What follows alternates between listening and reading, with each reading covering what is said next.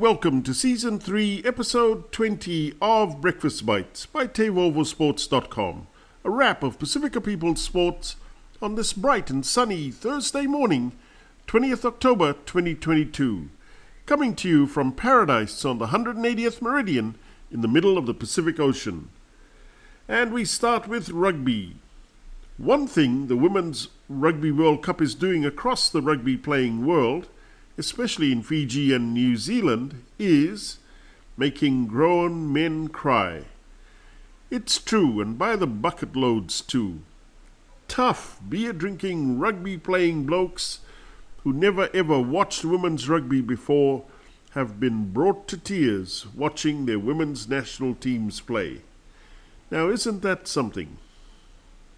And remember the joy when Rugby New Zealand signed a 6-year New Zealand $120 million sponsorship deal in 2021, giving French construction giant Altrad jersey naming rights for all the All Blacks teams, all of them, including Fozzy's team, Portia's teams, the Maori All Blacks, and the All Blacks under-20s.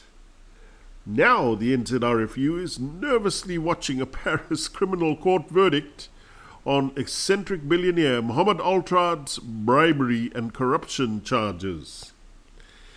In Rugby League, the PNG Kummel should have won their opening game of the Rugby League World Cup versus Matema Tonga yesterday. Now they play the Cook Islands and Wales.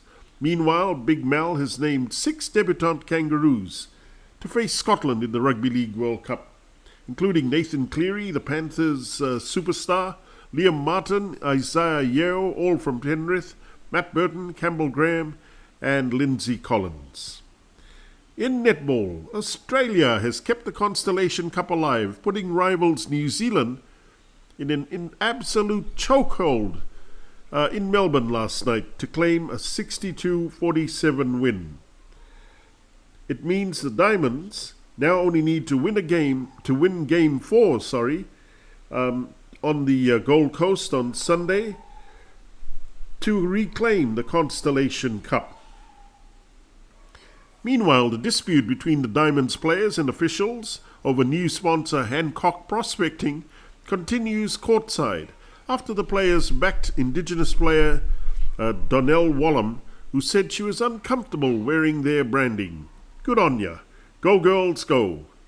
In football, a group of former and current Iranian sports figures have sent a letter to FIFA urging it to suspend the Iranian Football Federation and ban Iran from playing at the FIFA World Cup in Qatar, saying Iran's brutality and belligerence towards its own people has reached a tipping point.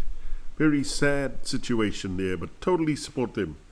Only in America, the NFL's Carolina Panthers franchise has just sacked their head coach Matt Rule with 4 years still to run on his contract.